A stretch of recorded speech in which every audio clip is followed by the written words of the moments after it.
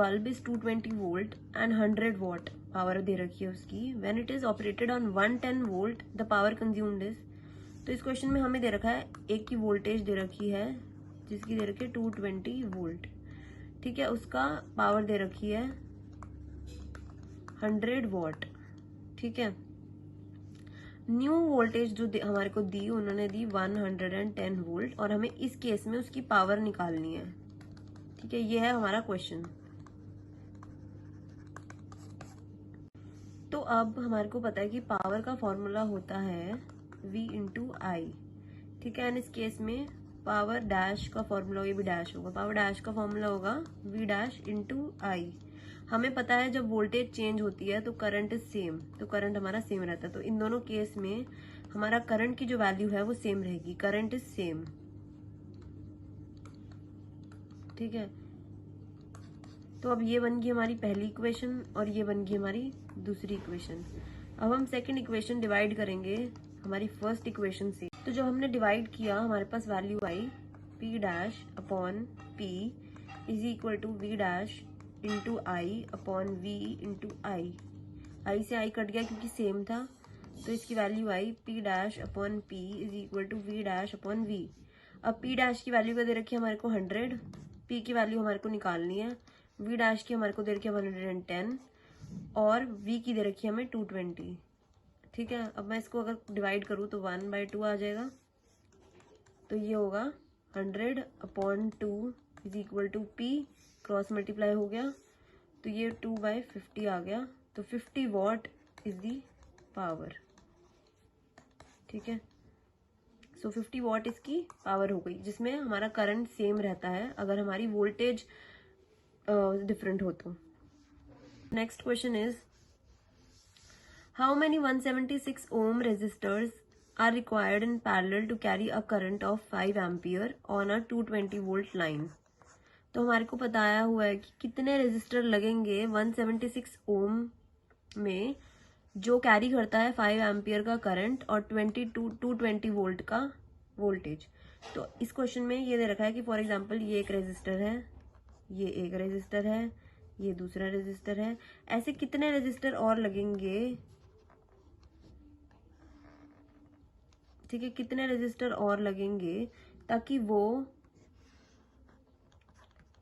220 volt की voltage ले सके और उसके अंदर 5 एम्पियर का करंट हो, ठीक है। तो I is equal to 5 ampere का करंट हो और 220 वोल्ट की वो वोल्टेज ले सके। ऐसे कितने रेजिस्टर हमें चाहिए 176 ओम में। सो अब हुआ क्या कि हमारे को पता है हमने इसको लिया R1, इसको लिया R2, इसको लिया R3 और ऐसे ऐसे करके ये Rn हो गया, ठीक है। तो हमारे को पता है कि रेजिस्टेंस इक्वल है, तो ये R1 is equal to R2 is equal to R3 is equal to R4, कब तक इज इक्वल टू Rn तक, क्योंकि हमें पता ही नहीं, और इसकी वैल्यू जो है वो इक्वल है 176 ओम की, ओके। तो हमारे को इक्विवेलेंट रेजिस्टेंस का फॉर्मूला पता है, उसका फॉर्मूला होता है 1/Rp is equal to 1/R1 plus 1/R2 plus 1/R3 plus 1/R4, कब तक चलेगा ये, प्लस 1/Rn तक चलेगा। अब हमने इसको क्या किया, हमने इसको लेट कर लिया R, ठीक है, क्योंकि ये सारी रेजिस्टेंस इक्वल थी तो मैंने इसको R1 R2 R3 R4 लिखने के बजाय इसको मैं अब R लिखूंगी। तो 1/Rp की वैल्यू होगी 1/R plus 1/R plus 1/R plus 1/R up to 1/R/n, okay. तो ये कितना हो गया, ये n टाइम्स हो गया, ये n टाइम्स हो गया। 1/Rp की जो वैल्यू रही is equal to n times of 1/R, ठीक है। तो मतलब अब मैं इसको अगर रेसिप्रोकल कर लूं तो Rp की जो वैल्यू रही वो रही R/n, ठीक है। Rp की वैल्यू मतलब इक्विवेलेंट रेजिस्टेंस की वैल्यू रही R/n। तो अब इसमें दे रखा है अकॉर्डिंग टू ओम्स लॉ के अकॉर्डिंग हमारे को पता है V is equal to IR। इस केस में R की वैल्यू है Rp, तो V की हमारे को दे रखी है 220 वोल्ट, I की हमें दे रखी है 5 एम्पियर। तो मैं यहाँ पे लगाऊंगी 220 is equal to 5 into Rp की वैल्यू दे रखी है R/n, ठीक है, आर की वैल्यू क्या दे रखी थी हमें, 176 ओम। तो इसमें क्या आएगा, 220 is equal to 5 into 176 upon N. तो इसमें एन की वैल्यू आ जाएगी 4। तो हमें ऐसे 4 रजिस्टर चाहिए इन ऑर्डर टू मेक 176 ओम, जिसमें 5 एम्पियर का करंट हो और 220 वोल्टेज उसमें जा रही हो। The next question is which uses more energy, 250 watt TV set in 1 hour और 1200 वॉट टोस्टर इन 10 मिनट्स। तो इसमें हमें दो चीजें दे रखी है, एक चीज दे रखी है हमें टीवी सेट और दूसरी चीज दे रखी है हमें टोस्टर। ठीक है, टीवी सेट की पावर हमें दे रखी है 250 वॉट और टाइम दे रखा है इसका 1 hour. Whereas in case of toaster हमें टोस्टर की पावर दे रखी है 1200 वॉट और टाइम दे रखा है हमें 10 मिनट्स। ठीक है, हमें इसको बताना है कि इन दोनों में से एनर्जी किसकी है। एनर्जी का फॉर्मूला होता है E1, इस केस में आएगा पावर 1 इंटू टाइम 1 और इस केस में आएगा E2 is equal to power 1 into time 2। जब हमें एनर्जी के फॉर्मूले में लगानी होती है पावर, तो हम इसको किलोवाट में चेंज कर लेते हैं। किलोवाट में कैसे चेंज करते हैं, 250 डिवाइडेड बाय 1000, जो कि चेंज हो जाएगा किलोवाट में। सिमिलरली इस केस में भी 1200 डिवाइडेड बाय 1000, जो कि चेंज हो जाएगा किलोवाट में। ठीक है, हमारा क्या होगा कि हमारा जो हम फॉर्मूला में लगा देंगे तो ये आएगा 250 अपॉन 1000 इंटू 1, क्योंकि ये आर में है, ये बन जाएगा ये, तो की वैल्यू आएगी 1/4 किलो वॉट आर। अगर हमें नहीं करना तो हम सिंपल भी लिख सकते हैं 0.25 किलो वॉट आर। अब इन केस ऑफ दूसरी एनर्जी हम P1 की वैल्यू निकालेंगे 1200 अपॉन 1000 इंटू मिनट्स में चेंज कर रखा है, तो इसको हम आर में चेंज करेंगे आवर्स। तो हम इसको डिवाइड कर देंगे 60 से और इसकी वैल्यू सब कट करके आ जाएगी 0.20 किलो वॉट आर। ठीक है, तो अकॉर्डिंग टू आवर क्वेश्चन हमें निकालना था कौन ज्यादा है, E2 ज्यादा है कि E1 ज्यादा है।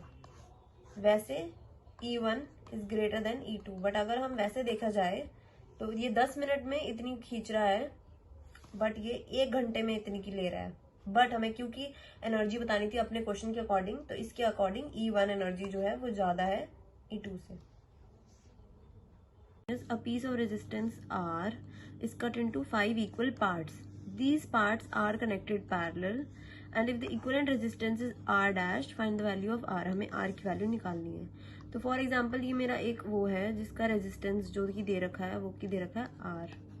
अब इसको मैंने 5 इक्वल पार्ट्स में काट लिया, 1 2 3 4 एंड 5, और उसको उसी इक्वल पार्ट्स को मैंने पैरेलल में लगा दिया। तो फॉर एग्जाम्पल ये एक इक्वल पार्ट बना, ये एक इक्वल पार्ट बना, ये एक इक्वल पार्ट बना, ये एक इक्वल पार्ट बना,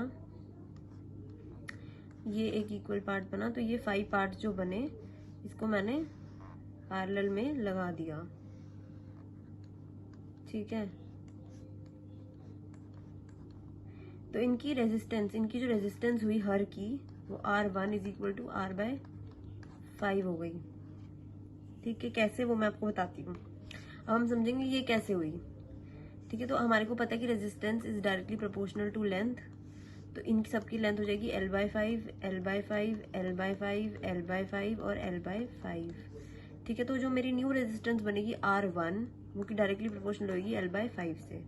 अब मैं अगर फर्स्ट और सेकंड को डिवाइड कर दूं तो R1 बाय R आ जाएगी L/5 अपॉन L। L से L कट जाएगा, R1 by R is equal to 1/5। ठीक है, अब मैं क्रॉस मल्टीप्लाई कर दूंगी तो R1 is equal to R/5। ये R1 की वैल्यू आ गई। ठीक है, बट मुझे इसकी इक्विवेलेंट देखनी है। तो इक्विवेलेंट रेजिस्टेंस का formula P is equal to 1/R1 plus 1/R1 plus 1/R1 plus 1/R1 plus 1/R1, क्योंकि ये पांच पार्ट्स में इसको कट करा था। अब इसके बाद आएगा 1/5/R1 is equal to 1/RP। इसका मैं रेसिप्रोकल कर दूंगी स्टूडेंट्स, तो क्या आ जाएगा RP is equal to R1/5। इस इक्वेशन से, जो कि फर्स्ट इक्वेशन है, फर्स्ट इक्वेशन से पता चला था कि R1 की वैल्यू है R/5। इसके अंदर मैं R1 की वैल्यू डाल दूंगी, तो RP is equal to 1/5 into R/5। तो आर पी की वैल्यू हो जाएगी आर बाय 25। ठीक है, ये बनी आर बाय 25 उसकी वैल्यू। अब मैं इसका रेसिप्रोकल कर लूंगी। इसका रेसिप्रोकल होगा तो आर की जो वैल्यू आएगी वो आएगी R P upon R is equal to 1/25। इसका मैं रेसिप्रोकल कर लूंगी तो आर बाय आर पी आ जाएगी 25। ठीक है, अब आर की वैल्यू को निकालने के लिए मैं 25 बाय आर पी कर दूंगी तो ये वैल्यू मेरी आ जाएगी आर की।